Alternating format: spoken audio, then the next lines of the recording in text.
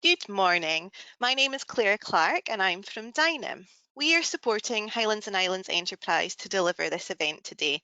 It's great to have you all with us for this next session in our NEXUS webinar series. A very warm welcome to you all. Before I pass over to Katrina Ramsey from HI, I'd just like to spend a minute explaining how we will run today's webinar. As an audience member, you are automatically muted, but we have a couple of ways for you to get actively involved. You can use your question box at any point throughout the webinar, and we will pick up as many as we can during the Q&A. You'll also see an icon called the raised hand icon, and during question time, if you've got a mic and you want us to take you off mute so you can speak directly with our speakers, then just click on that icon and we'll get you connected. And finally, we always want to promote knowledge sharing and collaboration, so we do record every session. We will, of course, share the recording after the event, so you can watch again or share with anyone else you think may be interested. That's all from me just now. I'll pass you on to Katrina, who will introduce today's speakers. Katrina. Thank you, Claire. I'd like to welcome everyone to this morning's NEXUS webinar. I'm Katrina and I work as part of the Northern Innovation Hub team at HIE, and I work alongside Andrew McCall on the life science projects. Our NEXUS webinar series is a great opportunity to find out what's going on in our life science, health and technology community and for making connections. As a lot of you will already know, NEXUS is our co-working space based on Inverness campus, where life science and technology companies work and collaborate together in the same space. Funding for NEXUS comes from Inverness City Region Deal and European funding. Today, I'm delighted to welcome Francis Hines and Lee Heaney. Francis is the Research, Development and Innovation Manager at NHS Highland, and Lee is the Innovation Manager at NHS Highland. They'll be telling us more about how NHS Highland uses innovation to support service improvement, and they'll talk us through some of the projects. I'll pass you over to Francis, who will start us off. I'm Francis Hines. I'm the RD&I Manager for NHS Highland. Just briefly, the RD&I Division is about 60 people who work on all aspects of research, development and innovation across the whole of NHS Highland, and with a wide range of stakeholders. I'm just going to give you a bit of the sort of infrastructure and background, and then Lee will talk to you about some specific projects. So generally, to have a quick think about what innovation means to the NHS, specifically NHS Highland, it's a range of things really. It's the actual development of tech, i.e. products, whether that's apps, devices, medical devices, software, systems. We'll have a look at anything. Plus, you know, a lot of what we do comes into the area of service improvement and service redesign, and that's of particular importance at this moment in time as we are dealing in a post-COVID world. It looks at systemic change, so big changes across thousands of people who work with us or for thousands of patients. We also run and support test bedding, i.e. working with companies, either big or small, or universities, or frankly anybody who wants to test bed a product, whether it's software, hardware or devices or whatever, at scale, because we can do that. And we also jointly develop products and to affect change, and that can be between NHS Highland and a variety of companies. If you like, our sister company, because the NHS is not allowed to own a commercial company, there's an independent commercial company who works with us under a collaboration agreement to help other companies work with us as well. That's called Highland Health Ventures. If you're interested in finding more about that, then please contact me. In Scotland, where NHS Highland sits with some of the innovation structures in Scotland, and it is a very complicated system in Scotland in the innovation space. But we are part of the North of Scotland Innovation Group, NOSIG. We are part of the Scottish Innovation Oversight Group, that's out of the CSO and Scottish Government. We're part of the Innovation Regulation Group led by National Services Scotland, NSS, again, sort of coming out of the Scottish Government. We're part of the Scottish Drones Group, and we can discuss anything that's anybody's interested in relation to that. And then we are part of relationships between lots of other stakeholders, with UHI, with project management groups, with the European Union, European Space Agency, Census, Data Lab, DHI, Innovate UK, and many others. In addition to that, we have internal innovation structures. So we've got an RD&I innovation section, and I'll just run through that in a minute. And in NHS Highland, over the last year, we've set up something called the Innovation Infrastructure Group, and I'll run through that as well as how people can get involved in that. Just to sort of point out, NHS Highland is a pretty big health board in terms of land area. In fact, we're the biggest in the UK. While that does pose challenges, it also offers opportunities, especially for companies, digital health companies, people who are interested in providing services remotely and in very rural situations. There's all sorts of challenges to overcome. If you can overcome them, we always say if you can make something work in NHS Highland, you can make it work anywhere in the world, which sounds a bit weird, but we do have some really difficult physical challenges. And when people have worked with us, it's been very useful for them to try and get it to work with us, and then they've gone to other countries where it's significantly easier. I would say our innovation interests at the moment are post-COVID service redesign across all services. Anything you can think of, we are trying to have a look at and see if we can change it. Allied to which is remote and rural service delivery through technology. And that can be in people's homes, or it can be using medical devices in GP surgeries or at the remote hospitals or anything. We're doing a lot of work on Internet of Things. Non-clinical is a big focus for us. So through estates and across our assets. So we have something like 113 buildings we have to manage across the patch. So there's lots of different opportunities there. It's not always going to be clinical. It might be relating to water management or pollution or anything. Just think what you like.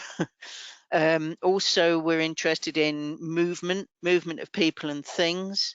Then we've got a whole bunch of clinical areas that specifically we're interested in. So neurology, cardiology, stroke, mental health, which we are spending a bit of time looking at the moment, respiratory, surgery, orthopedics, ophthalmology and cancer.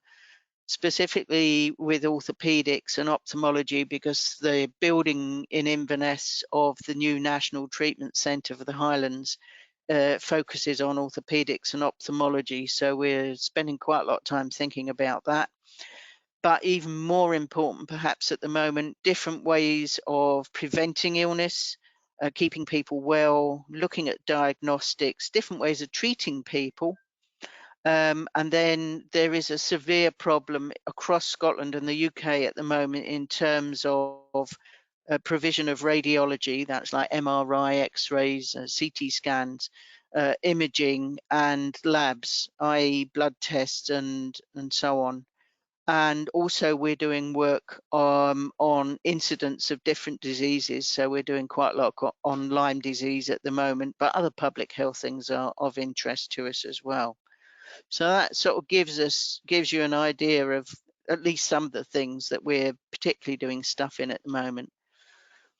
So we do have a separate section. The RDI division is divided into sections, and that includes the clinical team, which is cancer and non-cancer. And those teams do all of the studies that we do. So that's like drug studies, device studies, and a variety of other things. We have a governance team which provides support for any aspect of governance, which includes information governance, research governance, and so on. And then we have the innovation section, and largely at the moment, these are the people who work in the innovation section. So Lee is the innovation section manager. We have Tatiana Brown, who is project coordinator and is also the first point of contact for the innovation infrastructure group. We have a specialist technologist who's got experience in AI, VR, web design, all sorts of things, app management. He's Ross McKechnie. We have an innovation researcher who's very experienced and helps us do focus groups and all of that kind of thing. So that's Anne Mason. And we're just in the middle of appointing an administrator to support the section. And as RD&I manager, I do bits of everything in the division. So I sort of come in and out on different projects. And then the Innovation Infrastructure Group, which is a much wider group. This was set up in 2020 virtually, so we do it all by teams at the moment. We meet monthly by teams, but if we need to discuss something in between the monthly meetings, then we have email discussions. And it includes 6 big departments in NHS Highland. So that's estate, which covers everything you can think of, from, like I say, management of buildings, all of the water, waste, heating, lighting, anything in that area. E-health, which obviously covers all of the IT, but lots of other things as well. Medical physics, which has oversight on all the equipment we use. Procurement, who we work with to try and help smaller companies who come up with a product to get fast-tracked through NHS procurement, which has always been seen as a bit of a barrier to innovation. Us in RD&I, and the tech team, which is technology enabled care in Highland, because Highland Council and NHS Highland run what's called an integrated joint board. NHS Highland is responsible for all adult services. So technology enabled care not only help look at innovation and test out new things, but they are also responsible for providing all of the different tech that goes into people's homes for making sure that, you know, the fire alarms are in existence and so on. So all of these departments have received requests, or constantly receive requests or demands for support. And we got to the point where we were either being asked separately at the last minute by companies, by universities, by frankly anybody, to do stuff at rather short notice and with no indication of how we were supposed to resource that.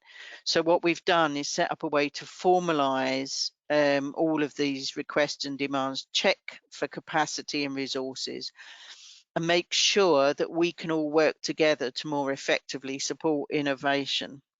So we have, you know, senior members of each of those departments in this meeting, and what we do is review everything that comes up and say whether we can support it or not. If we can support it, we can support it in various ways. So we can look at technical requirements, whether we can get funding, whether it's something we can help commercialize or whatever. The aim and objectives of the IIG, the aim is to provide coordinated support, rapid evaluation and response system for innovation in NHS Highland. And then these are the objectives. So we're supporting not only all our internal requests, but also external requests across these 6 major departments. That does not mean to say that we don't talk to other departments. So if somebody comes to us with a request for access to clinical expertise, clinical data, or anything else, then obviously we work with those departments as well. But the 6 departments we've included are the ones largely most tasked with helping to support innovation activities. So we're providing a coordinated approach to make sure we don't duplicate things and to be more efficient on the resourcing front. It supports our testbed for innovation in our most remote and rural health board in the UK. And as I said, if it works in Highland, it will work anywhere. The aim is to help support Scottish and Highland economy through engagement with business, academia and other stakeholders. Obviously, our prime concern is to create health and care benefits for patients and other service users through innovation, and to provide a commercialisation process through the use of Highland Health Ventures Limited, because we need in the NHS to have a different business model. In the past, basically, all we're asked to do is to cut and save money. What we're trying to do with the structure we've set up is actually to try and bring in some more money to make the whole of the NHS more sustainable. So using the IIG, basically, if you have an idea, then you speak to Tatiana Brown, who is easily contactable. We meet, or you may meet, with the relevant departments. We identify funders, we identify the resources required. You complete a submission form, we look at it in the IIG, and then we make a decision about what we're going to do with it. So this doesn't look very pretty, but this is basically the kind of information we need if somebody wants to do work in NHS Highland, which comes under the innovation hat, and that's pretty wide. So we need things like, for example, what problem it's addressing, who started the project, when you want to start it, what you need in terms of data, confidentiality, whether we need to have an IP agreement, where the funding's coming from, a description of the project, and what you need from us, and whether it's something that's going to be going onto the market and how we work that together. And then what we do once we've gone through it as a group is come back to you, and basically we will have looked at these and decided whether we can progress it or not, what resource we require, what funding we require, whether procurement think it's a viable approach, and then we would get back to you and tell you what we're doing with it. So that gives you a whistle-stop rush through, really, the RDI aspect of how we're running innovation in NHS Highland. Obviously, there are other people with perspectives on innovation in NHS Highland, but I think if you contact us, then we're likely to be the sort of prime contact to enable us to respond to any issues or requests. And I'm going to finish there. So hi everybody, my name is Lee Heaney and I'm the Innovation Manager working through the RD&I department at NHS Highland. So I'm going to give you a bit of an insight into some of the projects and the innovations that we are currently involved in. Again, just a bit of a snapshot on how that's working. There we go. Okay, so we have various projects we're working on at the moment with funders from the Interreg, cross-border, North Sea region, Northern Periphery and Arctic, as well as Horizon 2020. We also work with the European Space Agency and Innovate UK, but that list is by no means exhaustive. So also, I mean, I think important with innovation is collaboration. So we have partners. I've tried to just give an idea of some of the partners that we're currently working with. So obviously a heavy emphasis on the UK and Ireland and Europe currently with the European funded projects, also including Greenland and the United States and Africa as well. So we have a bit of a widespread, we kind of work with all sorts of people across quite a wide region. Okay, so just some of the projects that we're working on at the moment.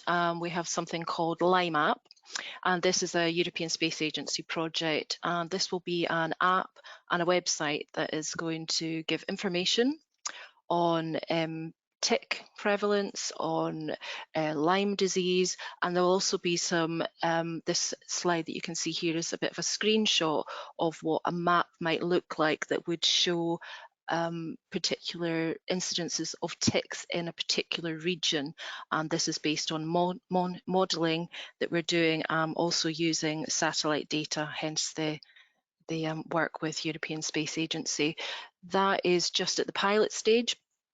Currently at the moment, we've been engaging a lot with end users on that and how we can take that forward. So at the end of the pilot phase, we will be looking to commercialise this product. We also have, Francis had mentioned about IoT, so a project that is looking at non-clinical IoT is our tested project, funded by the Northern Periphery and Arctic Programme. What we're doing there is developing a strategy for implementing IoT in non-clinical settings, and you know this covers such a wide range of things. You know, as we were saying, like water, anything that's kind of moving needs to be tracked. Laundry, you know, so many things that this can sort of be relevant to. So working across partners in Northern Ireland and Sweden that we're working with that, we're going to pull together a strategy and then do a bit of test bedding to make sure the strategy works. With the final idea is that at the end we will have a toolkit which will give people the strategy that's been tested and all the necessary processes that need to go along with that. So that's quite an exciting project that's going to hopefully take things forward with the IoT theme. Another European Space Agency project working with Goonhilly Space Station, UHI and University of Aberdeen, called Connected Healthcare, and again this is going to be using satellites that will be installed into 3 GP practices, and this is to try and improve connectivity in these kind of more underserved practices. And so part of the project will be actually the installation of the satellite, getting the right equipment there, but also evaluating how that is working. There will be 3 case studies undertaken at the practices around mental health, teaching and diabetes foot as well. So that is hopefully going to be starting late summer of this year and running for about another 12 months. We also have a North Sea region funded project called MOVE, which is all about transport. We have 3 pilots that we are running as part of this project. The first one is called Regmore Connect, and this is a web-based app which is about trying to encourage people to use public transport when they come to outpatient appointments at Rigmore Hospital. So they'll get the best options for them. They can put in when their appointment is, what types of travel they want to use, whether they have access to a car or whatever, and the best options for them will be kind of brought up. And so it's an intelligent platform that kind of learns with what your preferred options are as you kind of go along. So that's in development, and we're going to start piloting that in the next couple of weeks. We've also, as part of this project, put in 8 electric bikes into GP practices, sort of spaced out round about the Highlands. And these bikes are being used by healthcare professionals to attend home visits and to prevent them using the cars as much. But also the bikes are available to staff for commuting and also for leisure activities at the weekends. And this has actually been quite popular so far. So that's another one. And the third pilot within the MOVE project is an electric car, which is going into Slate and Skye. This will be used by local residents and could be used by visitors to the island, and we're hoping that people can use it for visits to the local GP practices and the island hospital. And certainly in Slate at the moment, a lot of people are having to get taxis to GP appointments, which is costly and not particularly good. So the electric car hopefully can take some of the burden from that. As part of this, the kind of forward-thinking innovation part of this is really investigating the potential of being able to power the car using excess energy from the biomass boiler, which is based at Salmarostic. So this is new technology. We're trying to even see if it will work, and that would be quite a nice way of generating electricity for the car. There's also going to be a gamified booking app which will collect data on how many people use the car and things like that as well. It's quite a nice way of doing it. And we are working closely with the local community trust and Hightrans and the SMO on that project as well. Okay, so that's just a few of the projects that we're running that have a bit of an innovation aspect to them. And as Francis was talking about with innovations and the innovation infrastructure group, requests can come through from business, as an individual. It could come from within the NHS as well. I mean, anyone that has an innovative idea, we're interested to hear what you've got. So just a couple of things that are on the books at the moment is the virtual reality preparation for MRI, and this has been developed by Jonathan Ashmore, a clinical scientist here at NHS Highland. And you can see in the picture the little girl's got her VR set, and it prepares children for what to expect when they go for an MRI, and that's been tested and is really doing quite well at the moment. Something else that's in the very early stages of development is an app for earlier detection of developmental dysplasia of the hip, with the overarching goal that if it can be identified earlier, it would negate the need for surgery, which is obviously, if that can be avoided, that would be advantageous. So that's just a couple of things that have come internally, and then obviously working with businesses, we have quite a diverse different things that are going on there. Chatbot is very early stages. This is using AI for child and health, mental health and children. The Joint Academy, that's a Swedish company that we are working with. Vitamin D, again, is an app that we have we're in the middle of doing a study on for detecting vitamin D levels and ensuring people are getting the right amount. In geofencing, this is something that has been done through Highland Health Ventures. This is a company, Swan Network, who've developed geofencing for mobile phones, and it's actually being used in some care homes at the moment. And the idea with the geofencing is that you can detect where people are to make sure they're not going into areas they shouldn't. And obviously with the whole COVID restrictions, it's another tool to enable care home staff to monitor where visitors are, monitor where staff are, ensure that areas where you have to use PPE, people know about that. So that's a developing thing as well. We have an SBRI project around diabetes foot. We also have pre-cleaning of surgical instruments with a company called Tiny Air. And again, this is new technology that's been used to more efficiently clean instruments in a more environmentally friendly way and a more cost-effective way as well. So that could be a potential game changer for surgical instrument cleaning. We're also talking to a company that have a robotic ultrasound, which would enable ultrasounds to be carried out at distance. For instance, between Raigmore and Caithness is somewhere that we're looking at the moment to develop, and also the Scottcap project, which I think you probably know about as well, which is the colon capsule endoscopy little pill that you take. So there's been a lot of work around that as well. And I think that's me. Questions? Oh, that's great. Thanks so much, Lee, and thanks, Francis. I'll bring Francis back in just now for the start of the audience questions. Now we've had a few questions submitted so far, which is great. Thank you so much. But there's still time, so if you've got any questions, use the box, the chat box, and submit your questions, and we can ask Francis and Lee.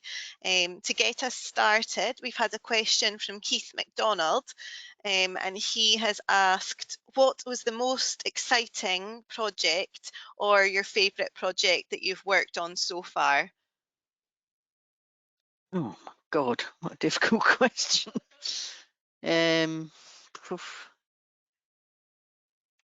suppose it depends whether it's sort of one at scale or, the size of a project, or whether it's sort of something that's very different. I suppose from a size of a project, we do quite a lot of work on Lyme disease. In addition to Limeup, we've got another project that's looking in Europe at getting better diagnostic tests, better assays. And we're about to sign a project with Pfizer that's looking at better Lyme data management and incidents. And because of climate change, the number of ticks are increasing across Europe and many other countries, and Lyme disease is a particular problem. So that's pretty exciting. I don't know, Lee, if you've got one.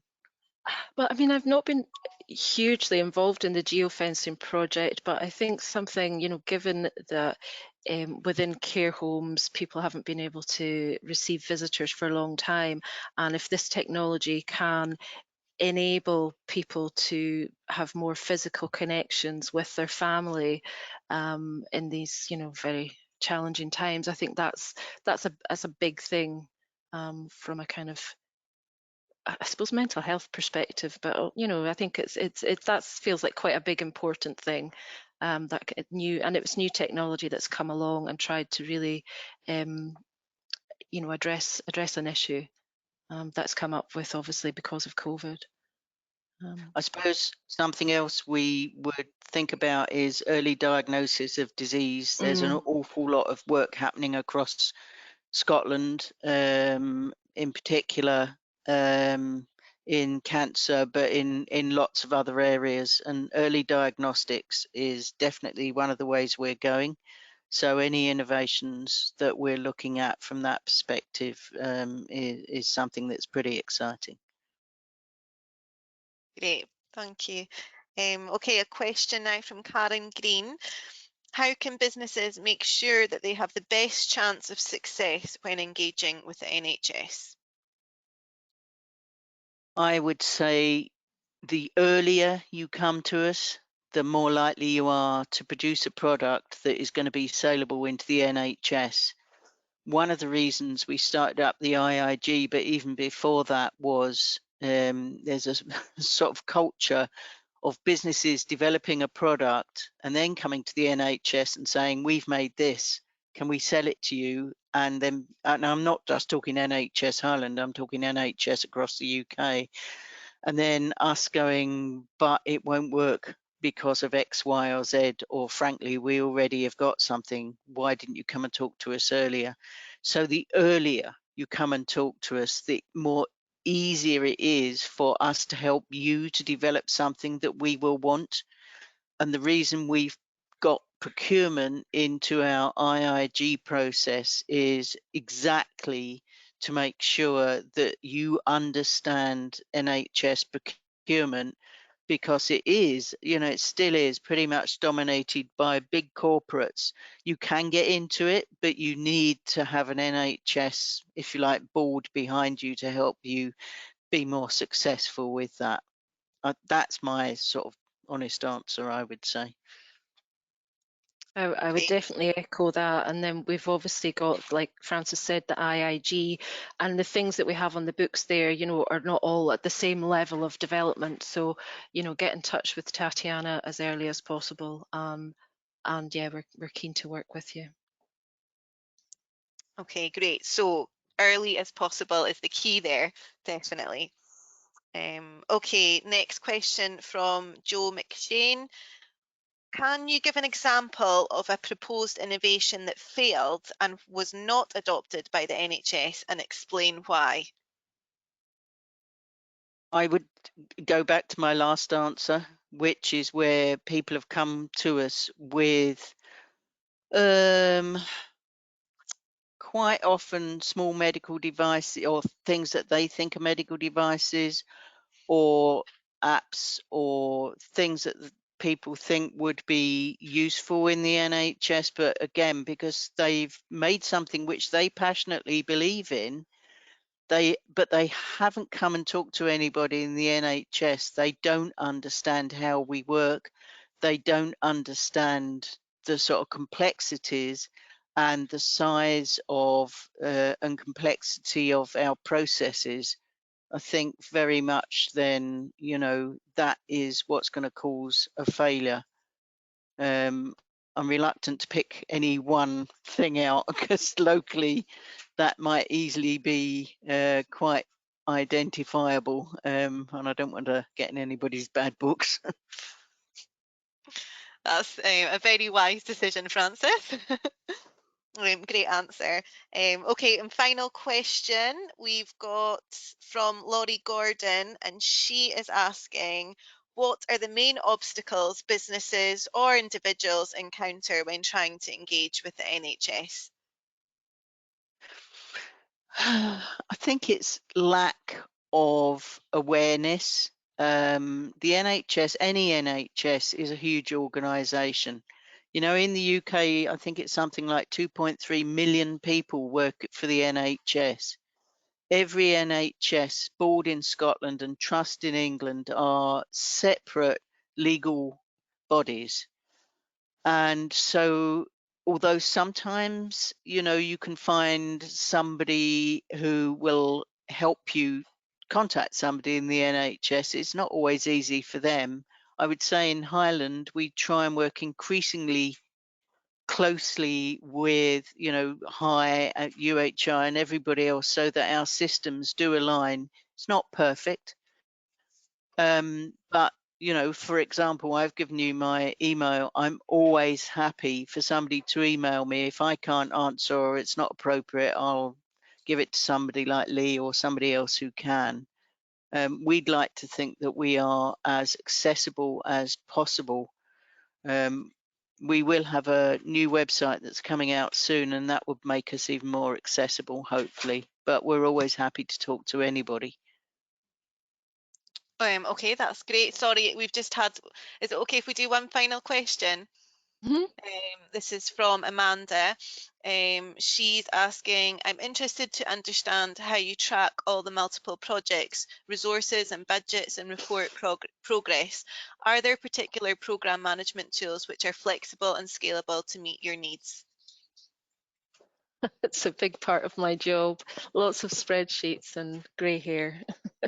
Yeah, there's a lot of stuff going on, so we do have to be on top of where everything's at, and things are always, you know, at different stages in their life cycle. So yes, lots of spreadsheets, Gantt charts, and meetings and communication amongst the team is actually crucial.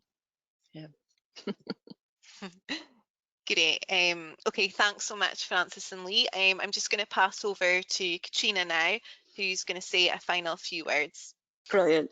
Thank you both to Francis and Lee for a very interesting discussion and all the insights into what's happening at the moment within innovation in NHS Highland. It was really, really great to hear all the projects that are going on, like the Lime app. That'll be really useful, and also the Move project, the pilot project, and the electric car that's in place in Skye. That sounded excellent, and the many other projects that you're talking about, like connected healthcare and all of them really. And it was really interesting to hear for our businesses that have an innovative idea what they need to do, what the process is to connect with you. And it'll be interesting to, once the new web page is up and running, we could share that as well. And it's also, I thought it was worth pointing out that we also have HIE, we have a project, business to healthcare, that can also, you can apply to, that can help to support you connect with the NHS and Lincoln. So that's useful to be aware of as well. But we can share any contacts that will be useful if you require to connect with Francis or Lee and the project. We'd just also like to let you know that we'll be having a break with the NEXUS webinars over summer, and we'll be back in August with our next webinar. So there's plenty of time if you've missed any of our webinars to catch up. All of the recordings are available on the NEXUS webpage, so please do check them out.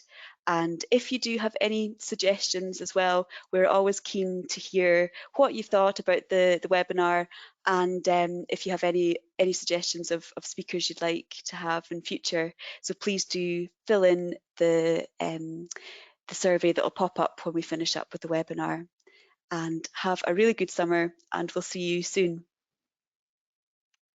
Thanks, Katrina. On behalf of Highlands and Islands Enterprise, thank you very much for a great session today, Francis and Lee, and a final big thank you to everyone that came in to join the webinar. As Katrina has just said, our post-event survey will pop up straight after this session, so if you can spare a couple of minutes to complete it for us, that would be great. Thank you very much for your time. Have a great day, and we'll be back with more sessions after the summer break.